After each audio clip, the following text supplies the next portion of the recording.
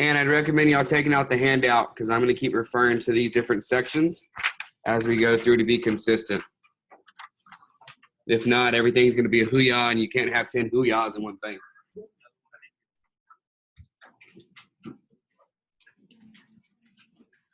I have a couple more. Anybody else need one?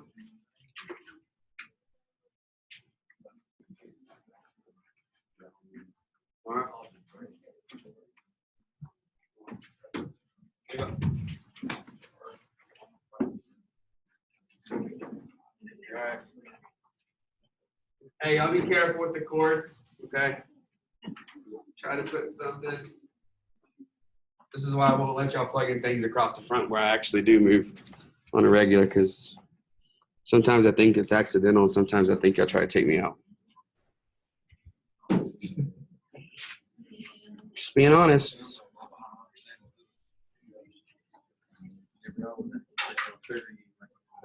I know. All right, so back to UT. Double click, open that up, and you can always go over here and make sure it's doing its little bounce on a Mac. On PC, I'm not sure what type of movement it takes or makes.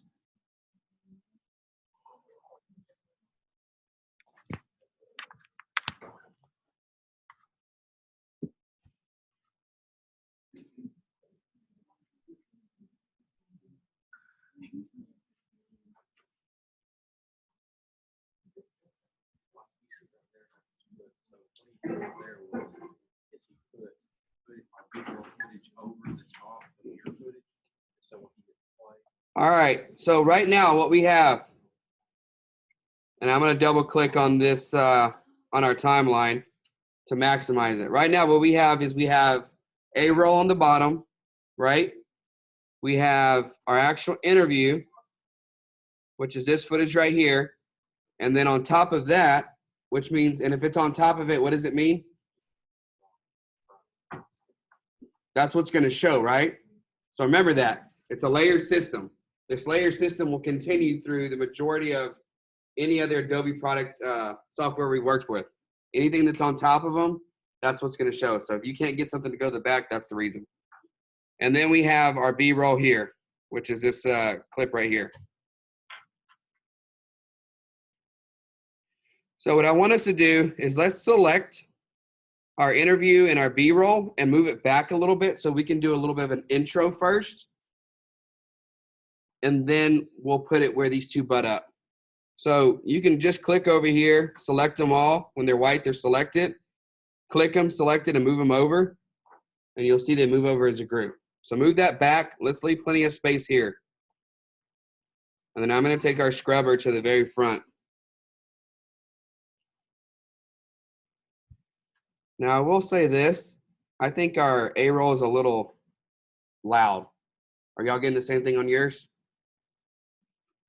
We should have removed all keyframes that we put in last time. But if you're listening to it, I think it's still a little loud.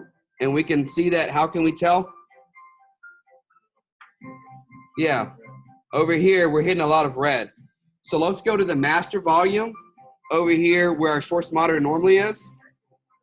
Make sure you click audio clip, and let's take it down a little bit.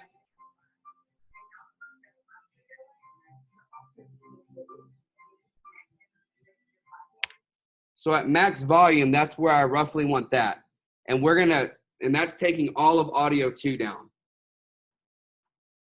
So now I won't have to do anything with keyframes to play with that. Does that make sense?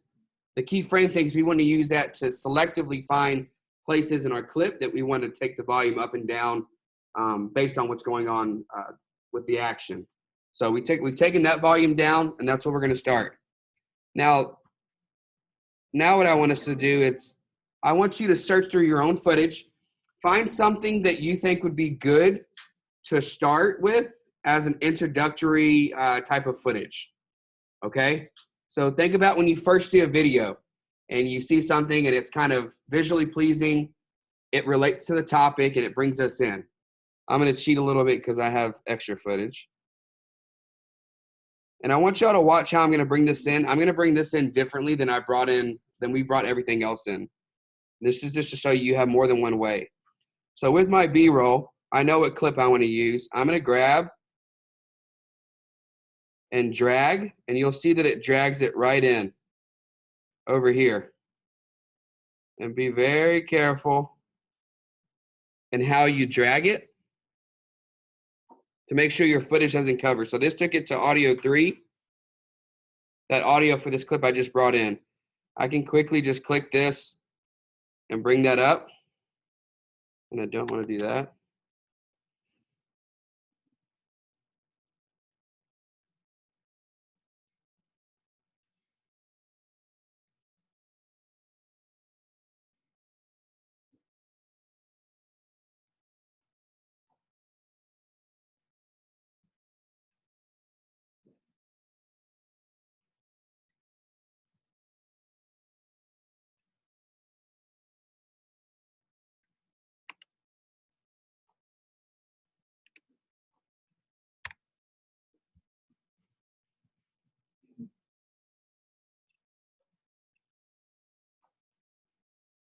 I'm going to move that A-roll over for right now, and I'm going to try that again and see what it does. I'm going to bring it in on video 1. I don't like what it's doing there.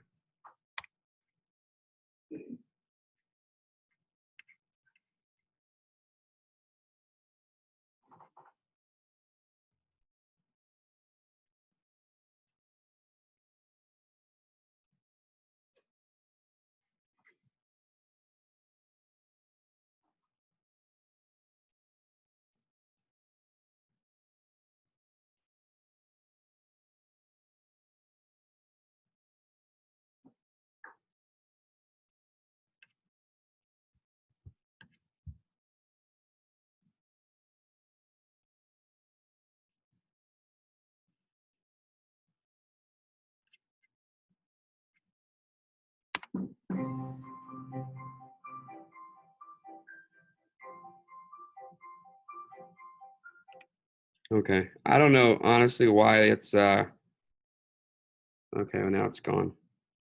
Either way, when you bring stuff in, did you see how the blue came in and it was almost covering up this A-roll? Did y'all see that? If it does that, it's going to cut off that part of your A-roll. So be conscious of that, how you bring it in. Either way, bring that in and put everything together like this.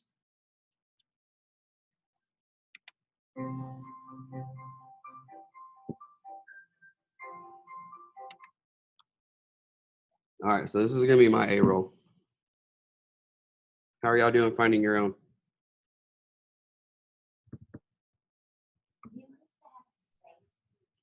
For right now, yes. For right now, have that space. We can move everything over later. Just big enough.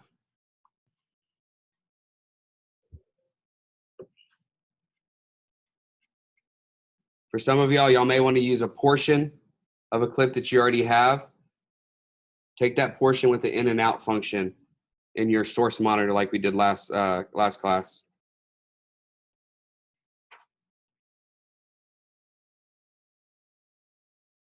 So remember, come here, bring it in your source monitor, find what you like, press I, play it, press O. And then for this, I would just grab the video only, but I want you to drag it all in because we're going to do something different. I'll show you another function.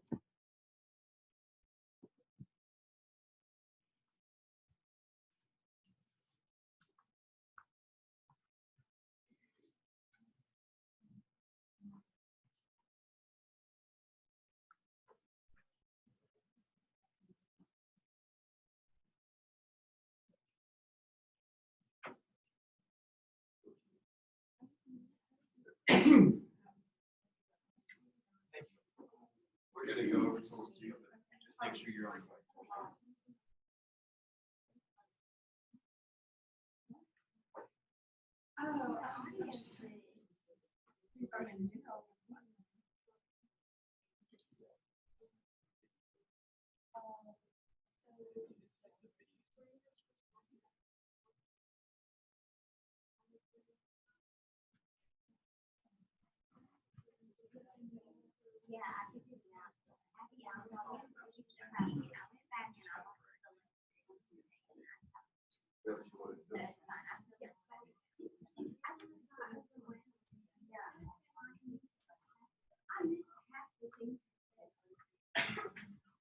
How are we doing over here?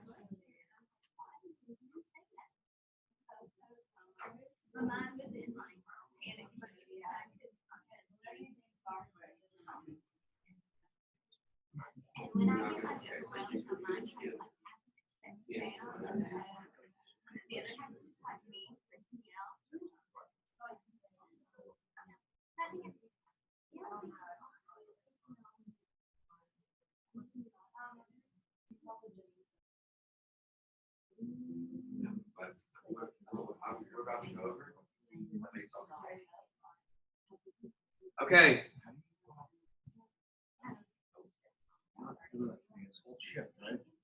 You shouldn't be holding shift at all. You're just dragging. No, it's a short. You're not holding shift either. All you're doing if you're gonna shorten it, you go to the edge like this, where you get this red bracket with the arrow, click it, and then pull it in like this. Okay, so we're here. Now with the majority of y'all probably have audio that comes in, okay? Annie asked a question if you can mute one clip on audio, on one audio segment. And I don't know how to do that. I don't know if you can do that. I know you can mute one of your audio channels, but I don't know that you can mute a select clip on the audio channel. So on this clip that we just brought in, I'm going to double click it. I want us to remove the audio and keep the video. And this is some of the things that I was talking about when we do narration. You may use the camera and the lapel mic to do to record narration, right? Somebody just talking over. And then when we get back to editing, we'll get rid of the video because all we want is a voice. So what I want you to do is select the clip that we just put in because we don't want the audio. And we're going to right click. And we're going to find unlink.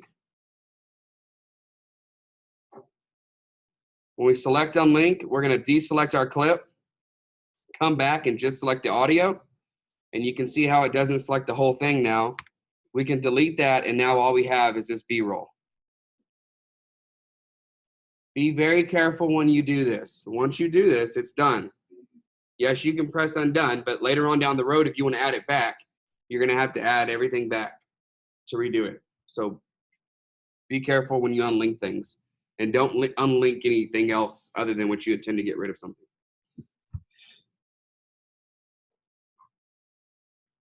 All right, so if we go here, that audio's gone. I didn't really have audio on mine though. And then I have that audio here.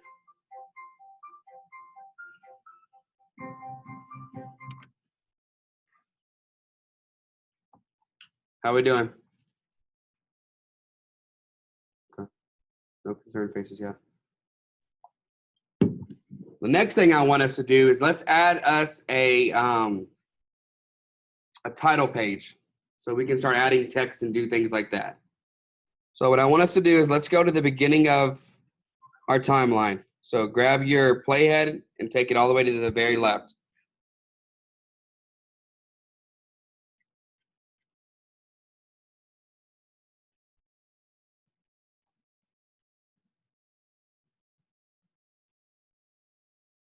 And what we're going to do is we're going to go to File, New, and then we're going to go down here and we're going to find Legacy Title and click it.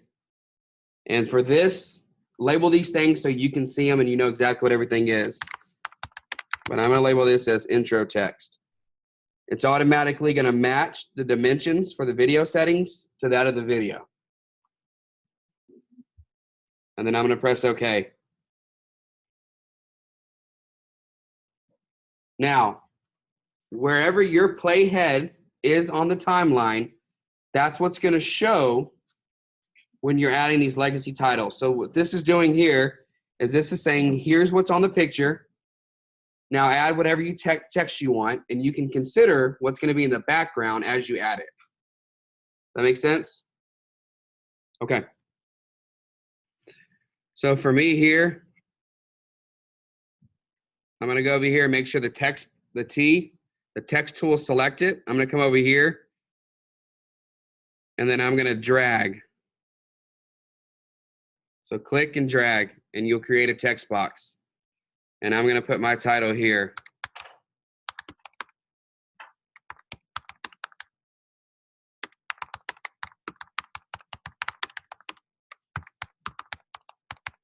And I'm just going to put welcome back to the University of Tennessee. You feel free to put whatever you want.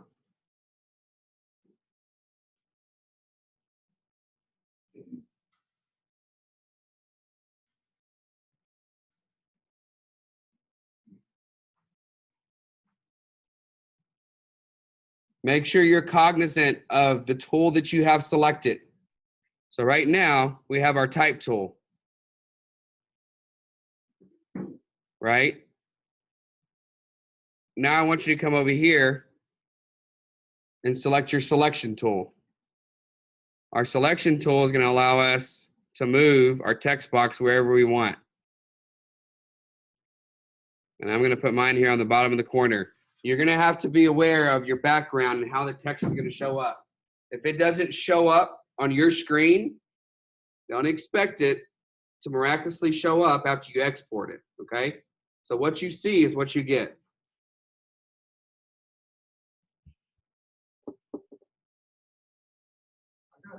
I figured out how to put the text box on there, but it's just, it's like whenever I have it on main editing, I click a T, that's where all the different layers are, and it just let me put the box on the screen. How did you get a whole different one? All right, so I'll do this again. I went here and I selected the type tool. How did you pull up that? Right. Oh, this one? Yeah, how did you pull up the whole Yeah. The other way you're doing it is a way to do it, but you have no control really over the text itself. So remember, you go to File, New, and then go to Legacy Title. File, New, Legacy Title.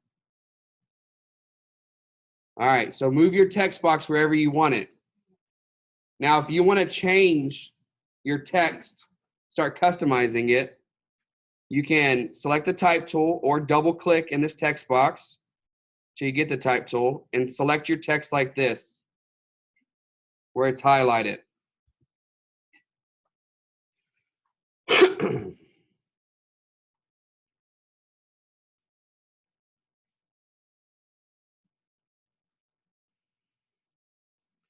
And with the text, we're going to come down here to our fill.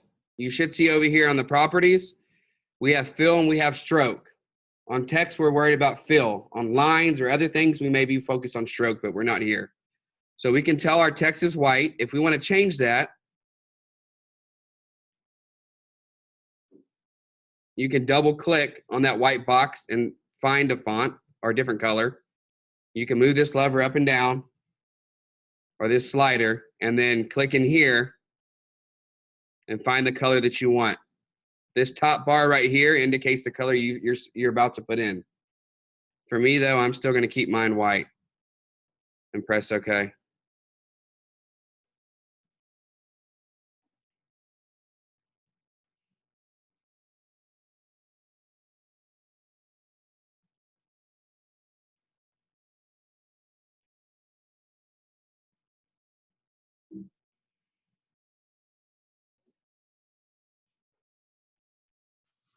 Are we here?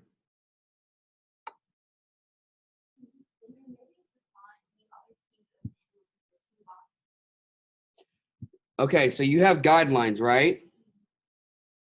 This frame, this outer frame, I'd recommend you keeping your stuff inside that outer frame.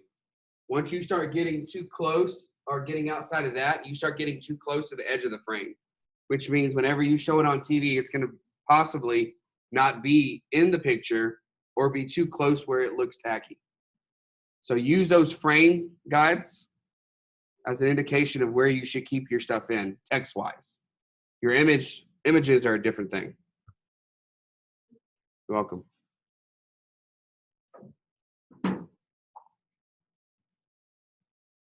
All right, the next thing I want you to also look at is that we double clicked on this white box to change our color, right? Everybody saw that? Say you want to use a natural color out of the image that you're using.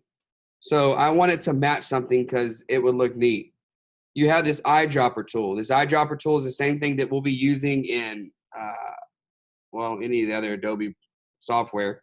If we click it, you're going to see that if I move it around anywhere on this screen, it's going to mimic that color. And this is how we kind of match things. You may do it with a shape that we create or your text, but do you see how my color's changing in my text to match what it's on? So you have that option too. And to get away from that, go back and do your selection tool and you'll get done with your eyedropper and it won't change your color. So you have a few ways we can change our color there.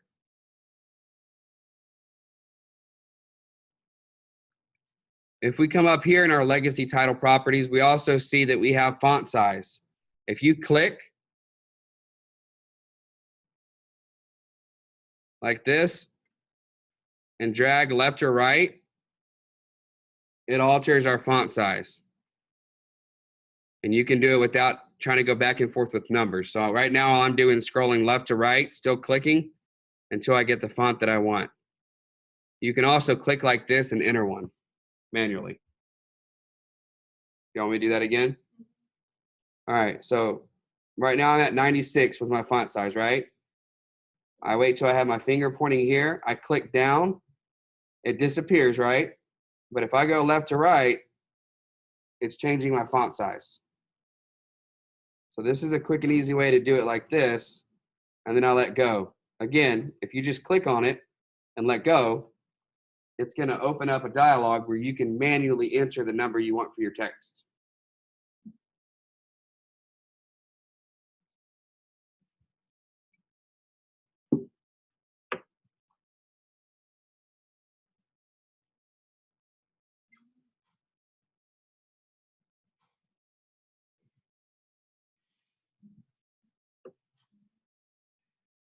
You also have the same ability to change your font style, font size, or font family here, as they're calling it.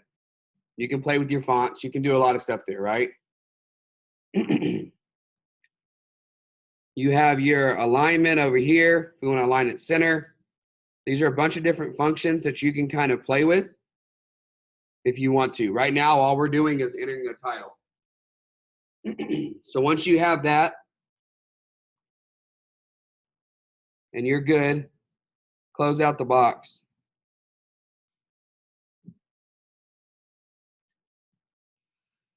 Does everybody see their title on their screen now?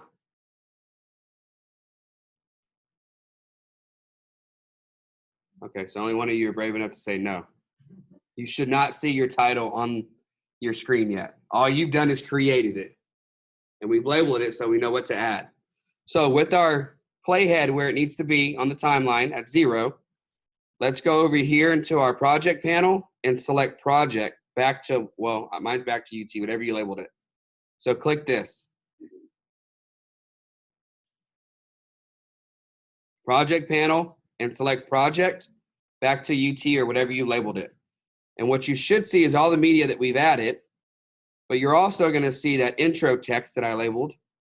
And so what I'm going to do is I'm going to click, drag it on top, make sure I put it on video 2 and on top like this. So now you should be able to see your title on top of that, that part of your video. And then it comes in standard on mine 4.5 seconds. That's how long it is. Is everybody able to do this?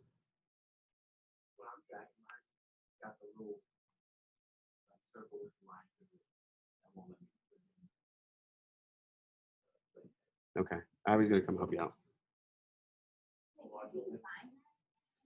All right, so down in your project panel over here, remember there's different tabs, right? So we go to the media browser to find our footage. But if you go to the project with the colon and then the name of our project, click on it, you can scroll and find that title, legacy title we just created down here. You see what I'm saying? Okay. And so when we create them, they'll stay here until we add them. But this, everything right here is everything that we have either in our timeline or we've added to the project that may not be in the timeline. So you can see the aerial footage I've added. You can see my interviews and all this other stuff. Right. Okay. So what I want you to do here now is you've added your title to where we want it on our intro footage.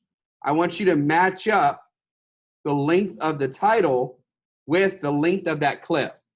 So if you can see mine right here,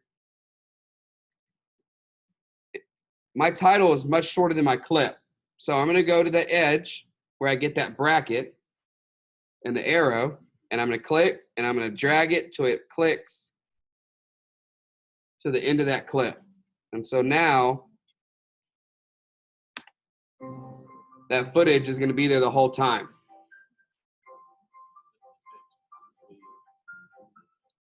This only affects where it stops. So it's only going to affect that clip or wherever I have it showing. So wherever you put that text box on top of whatever the background is, wherever the box is, the text is. Yes. Okay. Does that make sense? Okay. Now, the next thing I do want to talk about is let's talk about transitions because we're going to add a transition here. You mean the words transition themselves? Or do you like transition between the slides? Like, I mean, Both. the words faded out. Both. So we're going to play with the effects and use transitions that we can both use on a clip or on something like Aman saying, we can use it on a shape or text, right? You can use the text on the box. It's not like the title. We're still going to create some of that stuff through the legacy title, but we can still have it fade off and on. Okay, so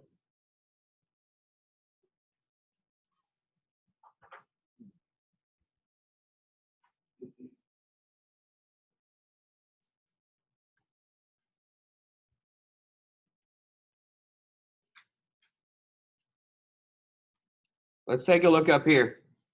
Put down what you're doing. I want you to pay attention. All eyes. So we talked about right here our outline of what it looks like on our screen, right? Same verbiage I'm going to keep using. Now what I want to talk about is the transitions that we can use. And for each transition, there's a purpose, right? They indicate something. So our first video transitions, this is a direct cut. A direct cut means we go from one clip and then the next clip automatically starts. So there's no effects used, just a straight cut. Then we have a dissolve. That means it gradually changes from one shot to the next. And some of these effects will do that. But this is a little bit more subtle. It's a little, it doesn't do a lot of the theatrics that I think some other of the transitions do. And it's typically to be used to show some type of passage of time. Okay, that's its intended purpose. Now, that doesn't mean we can't use it for other methods or other reasons, but be intentional on why you're using these. And then we have a fade. So this is a special form of a dissolve. And you can go from transitioning from to white or to black. And I would base this off of what color your next shot is. Typically, we've done black, but on some of our shots, if they're a little bit brighter, black's going to show a little bit more. It won't transition as well. So maybe we'll use a dissolve to white kind of a deal. Okay, so we have those options there. It also indicates a passage of time, more final, but you can also fade in and out of screens depending on what you're doing. Now listen very closely. I'm going to take all points if you do this. If you have every single one of your shots end in some type of a transition, using a dissolve and going like that, that's too much.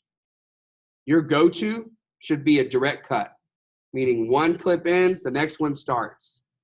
But if I do my intro, I'm probably going to want to use a slight transition to go into the video.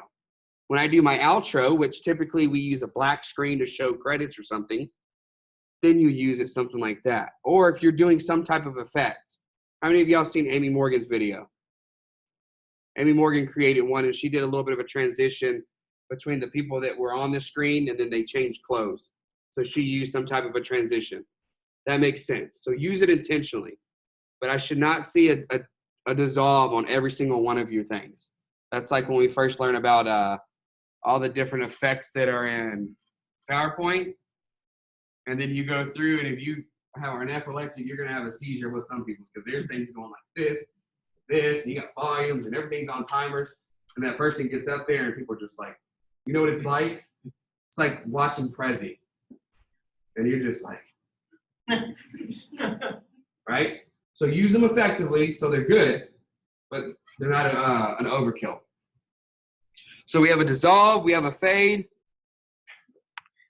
We also have a wipe. So it's one shot wiping off and another appearing. This brings more attention to the transition. So the transition becomes a little bit of the focus. You can do it with clocks.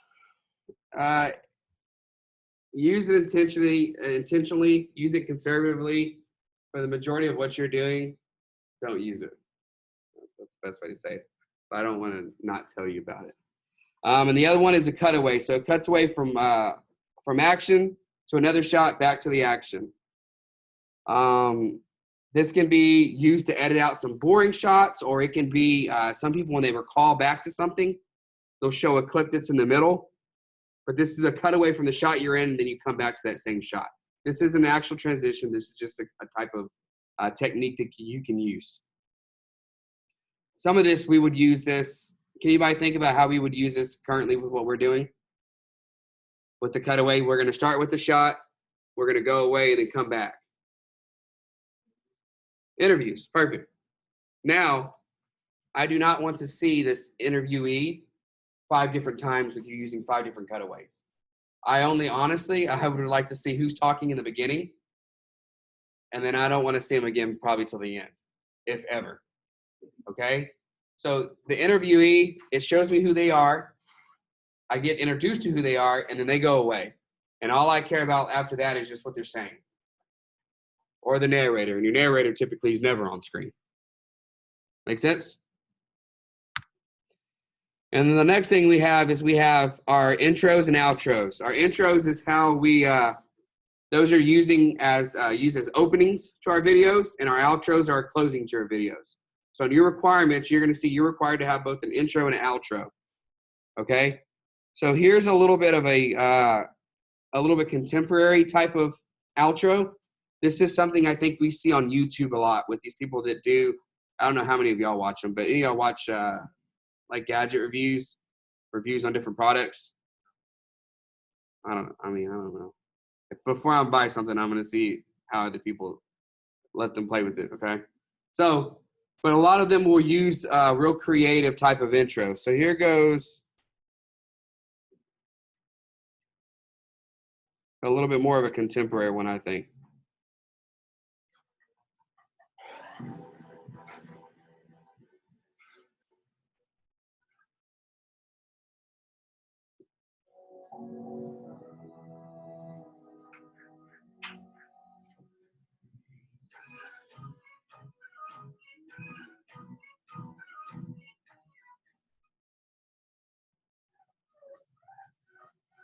All right.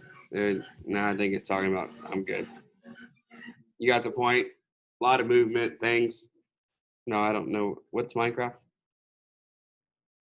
Minecraft is like a game, like break stuff and build stuff. Okay, good. I'm not promoting Minecraft.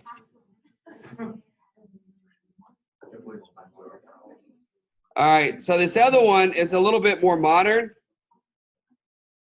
A little bit more modern and something I would expect to see in something like this.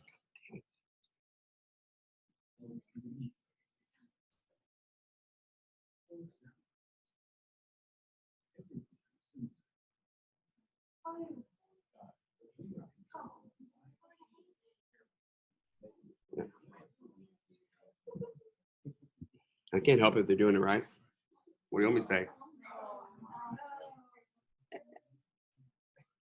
Are y'all gonna be real mad if I'm wearing a Gator shirt on Saturday? Yeah, I'm not wearing no damn Gator shirt. I'm not a Gator fan, but I can appreciate their good media. All right, so if you see right here, but pay attention to this. If it was this kind of an opening scene where you capture some natural stuff, and then maybe you start coming to your intro, and this one, I don't even think that they use an intro. They only use an outro. If you can do it, that's great. Now, for this assignment, you're not allowed to do it. Huh? For advanced video, I expect you to be creative. Right now, what I want you to understand is how we do intros, how we do outros. I want you to understand the basics before you become a professional and start doing creative things.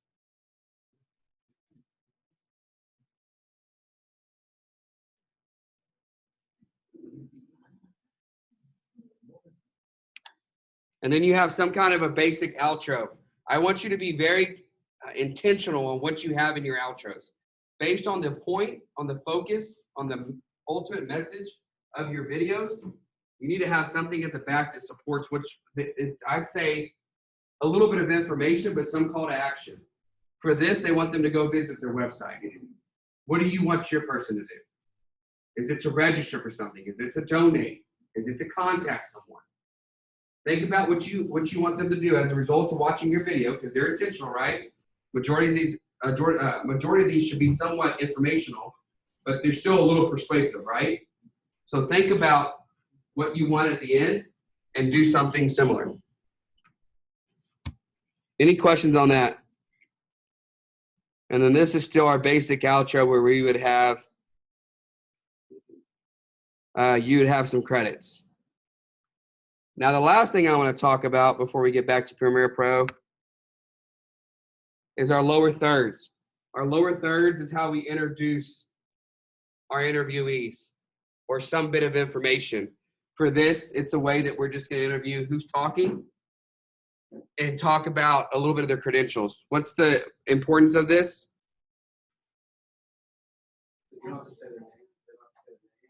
Well, that's yes. Good. So both. They're not saying their name, which you may have them do. If that's something you want to do for a particular reason, that's fine. But for the most part, there's no need for them to say their name. So we introduce the speaker, we give their credentials, so we build credibility on why they're speaking. So bring people up to speed, okay? So with this gentleman right here, I mean, say his name. Wouldn't it be better to have him say his name so that way it doesn't get butchered whenever in reference to? Let me ask you this. Is the purpose here for someone to repeat the name or simply for them to know their name? I think both.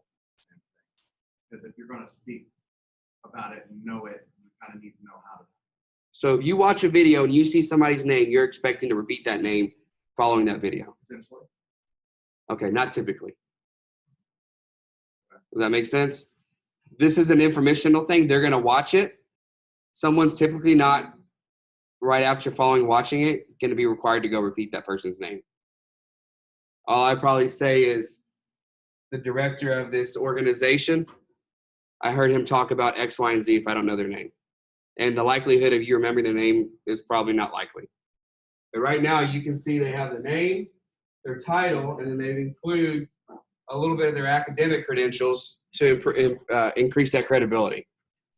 But if there's some reason why you think that they're going to need to know to pronounce the name, then have them pronounce it. I mean, I don't know. It's not required. What do you got?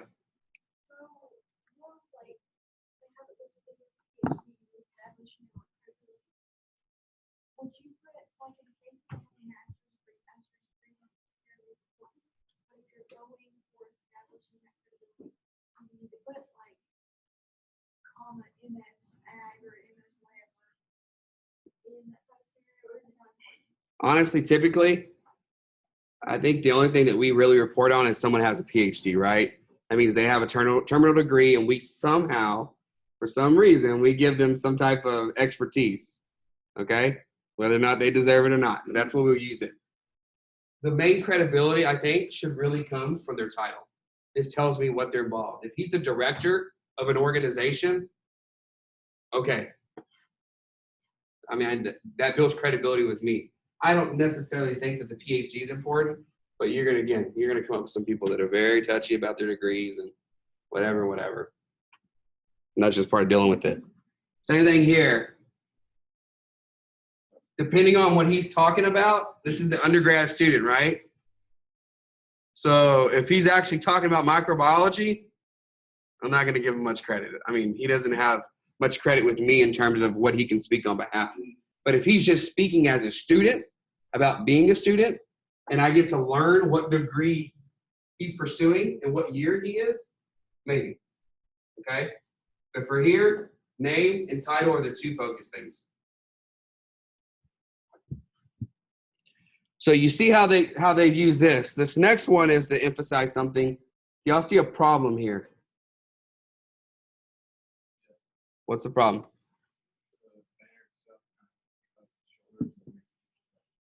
Good. That's exactly what I would say. Right? Be careful with how big your banners are, but you also need to be thinking in the production phase when you're capturing your footage, how much space are you going to need? So don't cut them short. First of all, we don't want to cut them short because we don't want floating heads. But second of all, I'm probably with this, what's the easy way to fix this? Yeah, I mean, why? Stop here. This is only going to be on for a little bit, but those are the little things I want you to start picking up on. Make sense? Good? Okay.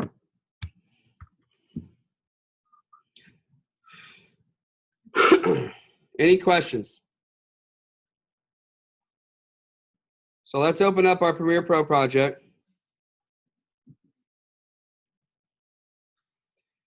And what I want us to do is on this title that we have, I want it just to fade off.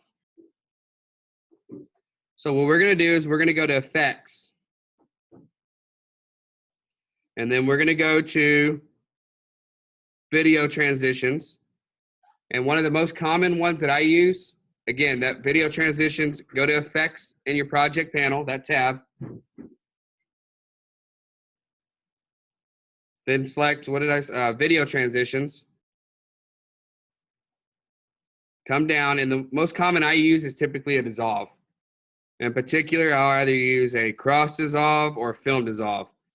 But what I want it to do is I want the text to kind of subtly go off screen. So watch this first. Let me have your eyes. And then I want you to do it. So I'm going to come over here and I'm going to grab this cross dissolve. I'm going to drag it and I put it at the end. You see how it highlights? I'm going to drop it. Then what I want to do is I want to see the fruits of my labor. Okay, so it dissolves. Now, I'll tell you this.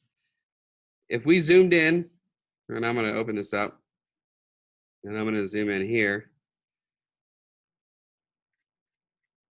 You can see this dissolve right here. If I select it,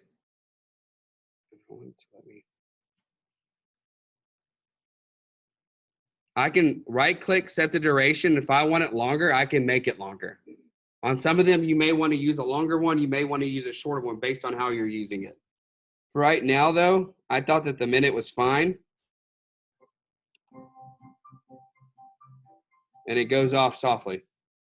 All right, so put a transition on your intro text.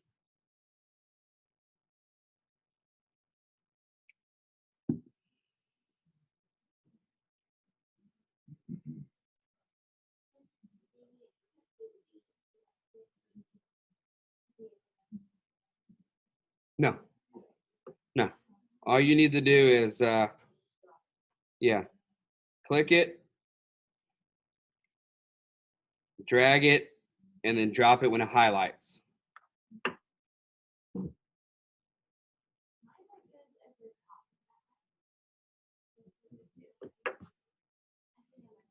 Thanks, Jake.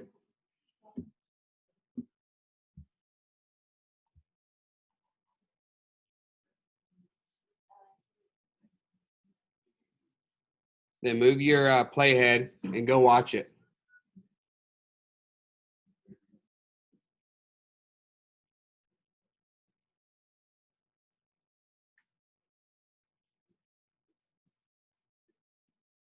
For now, I think 1 second will be fine. Let's double click on our timeline to enlarge it like this. Remember, up here where my mouse is, double click, put it up there, double click.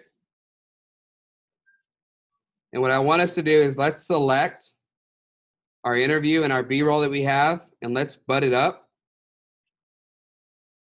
Move your playhead, because if you do it, it'll butt up to your playhead. Butt it up to our intro, where it should go.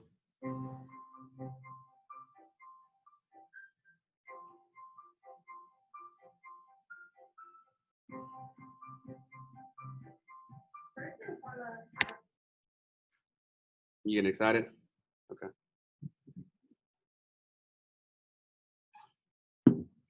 All right. So this is where we're at. Now, what do we need to do next? Because we have a problem.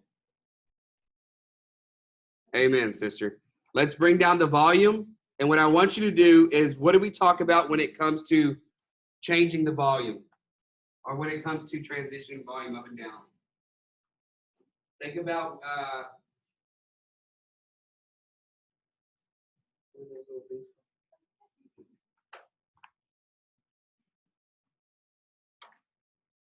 our little keyframes, the little diamonds we put. You have the two keyframes. Here's your first keyframe. Here's your second keyframe. How do we want them positioned in terms of proximity of each other? Good. Yes. We want to have a diagonal approach. Why is that? Right. You can tell when you hear it when someone goes, right? Make it so we should see a somewhat diagonal line coming from our first keyframe and our second keyframe. Remember, we can alter where that keyframes are once we put them on. We can move them left to right. So what I want us to do is we're going to go on to volume to audio channel 2.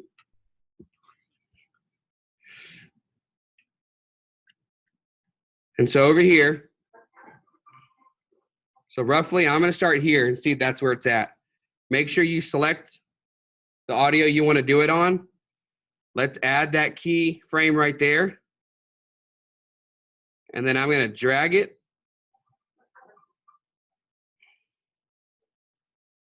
And add another keyframe. And my keyframes are down here. You might have to scroll within your audio window to find the keyframes. But remember, by the time she talks, it should be down. So Ashley starts here, but my second keyframe is way too far back. So I'm going to move them over. You can see what I'm doing. And when she talks, I already want it down here. So you can watch what I'm doing, but the idea is to get that subtle transition.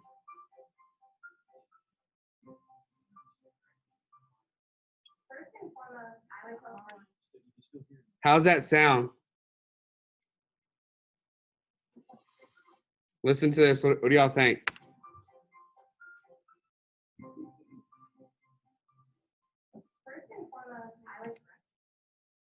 Huh? Okay. I'm kind of happy with it, but I agree that it could probably be increased a little bit. So I'll take Ashley's advice. Let's just move it over a tad bit and make it a little bit more at an angle.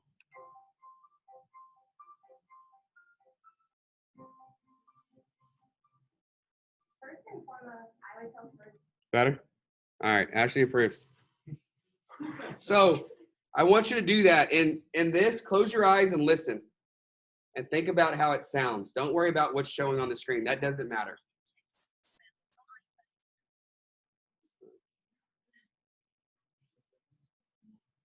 She's British. All right. Enter your keyframes. Get where I'm at. All right. So remember, if you don't know how I did that, first, I need to make sure my audio is selected. So it'll be highlighted in white like this. So I'm selecting my A roll down here. Then I'm going to come over here. Based on where my playhead is, that's where it's going to add. So if I want to add a keyframe where my playhead is, come over here, click, and it adds. See where it adds down here? Now, I really don't want to add that. So what I'm going to do is select it and delete it. But that's how I did. I initially put 2 roughly, and then I moved them based on that. And then even when Ashley said we should take it a little more gradual, I was able to move my first keyframe over a little bit to the left. You're welcome.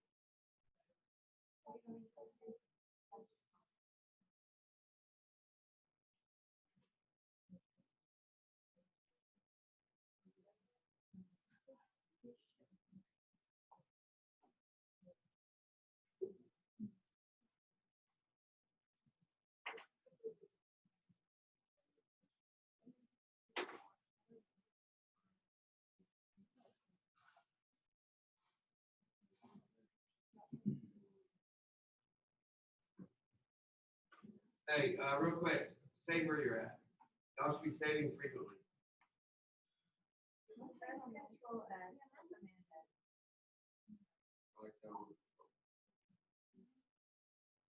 Command S on a Mac.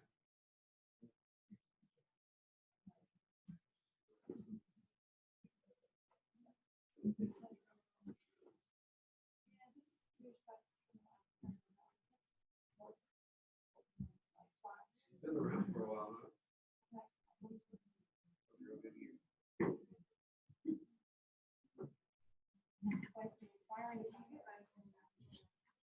Free of charge, it's the best part.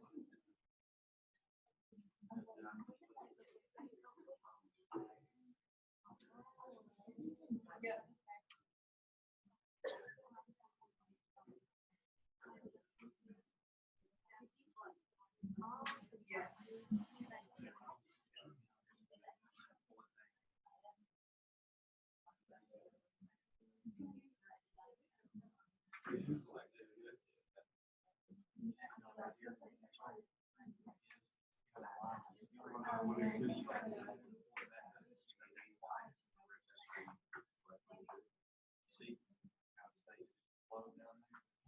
We also unlinked it and got rid of it, right?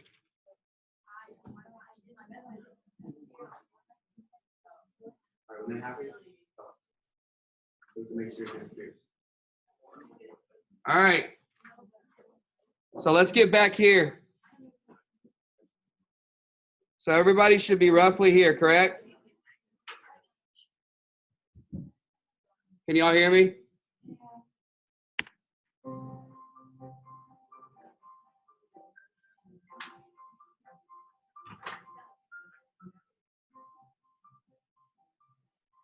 First and foremost, I would tell first is the most important thing is spending in class and not only showing up for your. All right, so what's the next thing we need to add?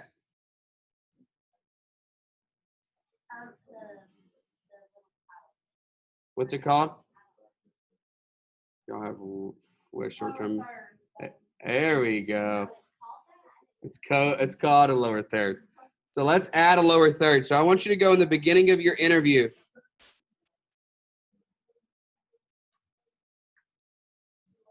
So go to the beginning of the interview. And what we're going to do again is let's go to File, New, and let's add another legacy title. I would title this the name of your interviewee. So mine's going to be Ashley Title.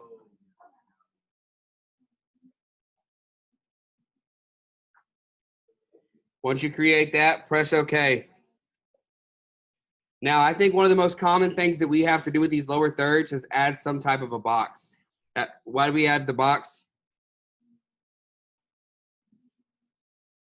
Well, sometimes it's aesthetics, but also sometimes we use it to take the text, bring the text away from the background because it's lost there. And no matter what color you use, you're not going to get rid of it. You're not going to be able to make it work. So let's go over here and select our rectangle shape in the legacy. And let's draw a box, a regular white box just like this. And go to your selection tool once you've drawn it. And let's move it. It's okay if this one's on the edge because we want this to come on the edge itself, right? So we want this to be at the very edge of our screen. Now, what do y'all think about the white color of this?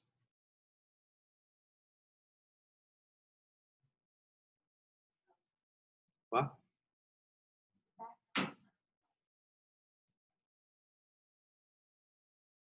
Okay, so what I'm trying to get at is that typically when we put these are pretty powerful, and I think they take too much attention away. So what we want to do, let's take away some of its opacity, add some transparency, so we can see a little bit of the background. Aesthetically, that looks a little better, I think, and it's not as bold. It doesn't take away too much from what we want to focus on, which is the interviewee. So make sure it's select. How do we know if it's selected? Good, Jade. It has the bounding boxes. And then what we're going to do is we're going to find fill. So here's fill type, and there's opacity. And what I'm going to do is on opacity, I'm going to get my finger on it again, click, it disappears, and I'm going to go left to right. And all I want is I want it to be just enough where it separates that text from the background. Right now, I'm going to go with this.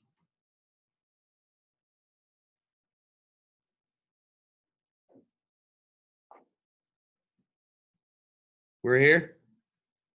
Cool.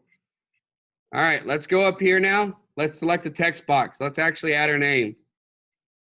So I'm going to draw that text box here on this same. All right. I'm going to add her name. I'm putting it on a white box, so I don't want it to be white. So let's make it black. For me, I'm making it black. You make it whatever you want. So now my text is black. I'm going to make sure that the bounding boxes are really no wider in height than the text. And you'll see why we'll do that later. So I'm right here with my selection tool. I'm going to bring it down and I'm going to bring it in front on top of the box here. So there's her name. Now, in the other ones you saw, we can use a line to separate the name and the title, or what else can we do to differentiate between the two? You can do different colors, you can do different sizes, different fonts. Don't get too crazy, but you have some options to distinguish them. So let's create another text box and try to put the title or the credentials of your speaker.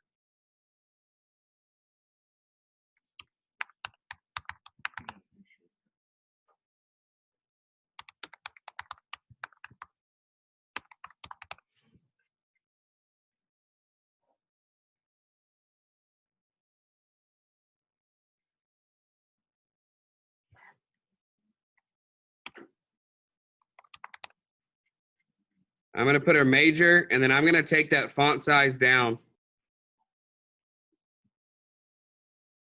Actually, I don't know if this is yours, but this is what I'm giving you. Actually, I'm your advisor. I should know that, right?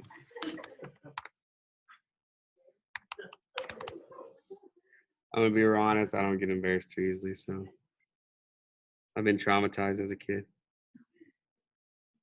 All right.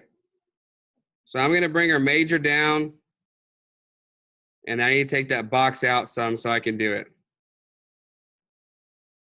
Maybe I'm not going to include major. I'm going to get rid of major. I'm going to resize the box, the width of my box to match that. But I still think the font's a little too big. Actually, I'll add italicize.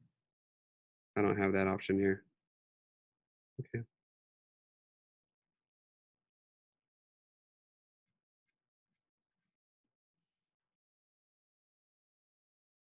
What I do want y'all to do is make sure you pay attention to the height and the length of the box if you use one in relation to the text. So right now this is pretty big on the bottom, the boxes. So I'm going to bring it up just a tad bit just so the bottom of the G can get in.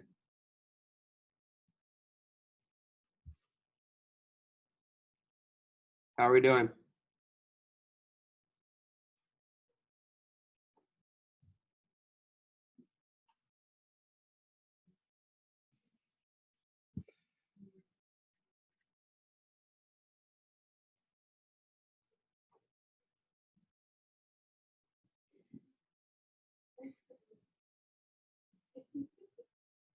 Okay, so right now I've used two different text boxes, correct? Let's make sure they're aligned. You're more than welcome to try to do this by your own eye. I wouldn't recommend it. It's just a lot of extra work. So with your selection tool, select it, click on the name, and then click on the title where they're both selected like this. And so you should see a bounding box around them both. And then I'm going to go over here to my align tool and I'm going to align left.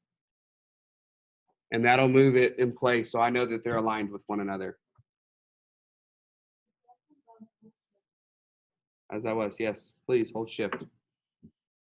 Thank you, Abigail. Select one, select the other. Once you've done that, close it.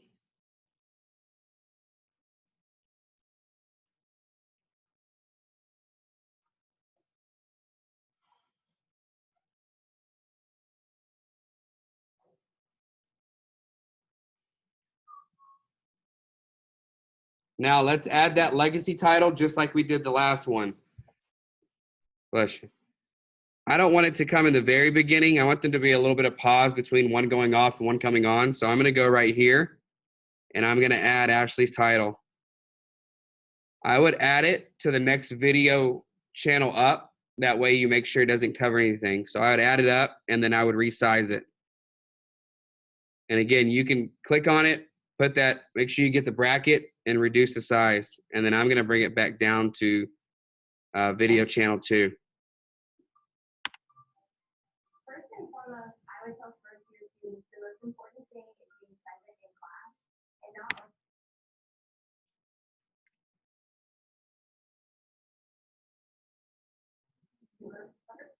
First and foremost, I would tell first.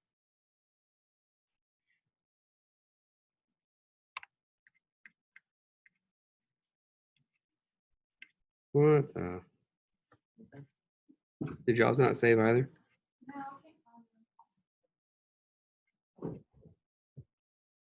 All right.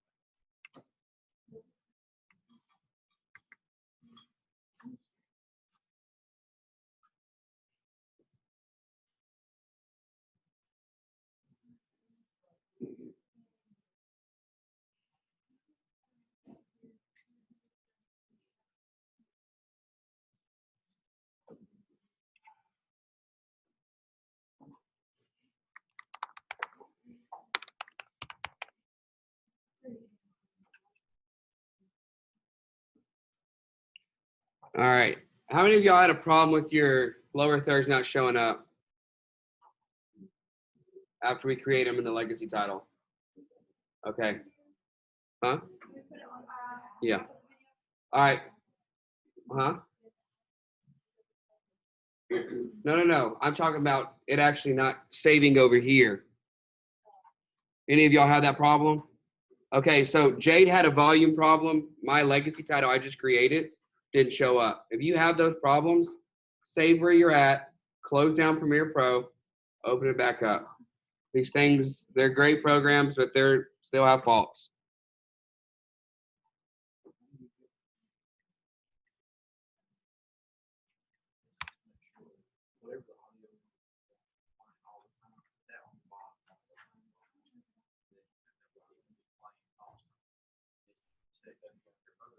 How do you get from maximizing the bottom right hand corner to home backwards? You're gonna have to hold on for a second.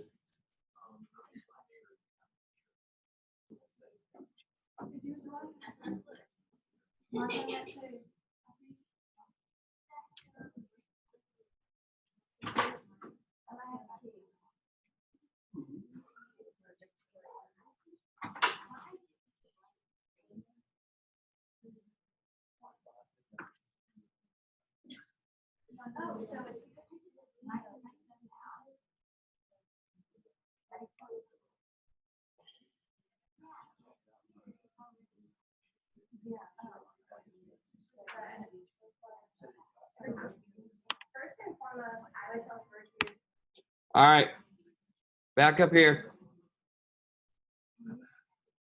All right, so everybody's legacy title's here, correct? So anybody's not.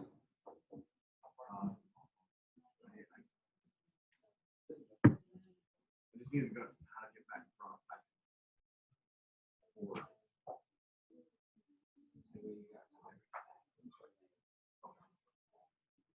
All right.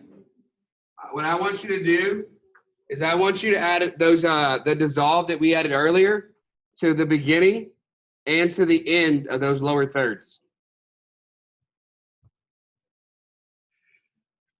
And you're not going to do it from that screen. So you may need to zoom in a little bit. And actually, I'd zoom in this way. And let's add that dissolve to the beginning and to the ending of that lower thirds.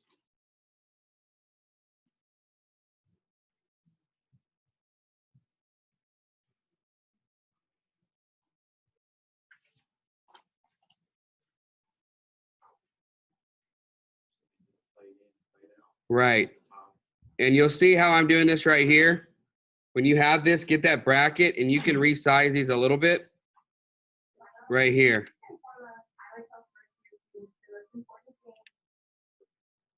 And as a whole, I'd probably make this whole clip just a tad bit longer to make sure you have time for when it fades in, fades on, and fades out.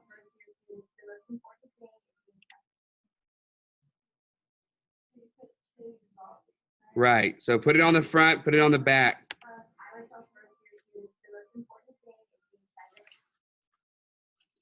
And when you're doing this, take this, use your own eye. Think about how long it takes it to come on. Then use yourself as a viewer, read it, make sure you have enough time to read it and understand everything, and then let it go off. That's a real good tip to consider when you put any kind of text on screen. There's nothing more frustrating than when someone, like in the beginning of movies now, they'll put some text. They have to leave it on there roughly long enough for the majority of people to read it. Because if not, what do we end up doing? Rewinding it, pausing it, or just missing it. So make sure they have enough time to view that.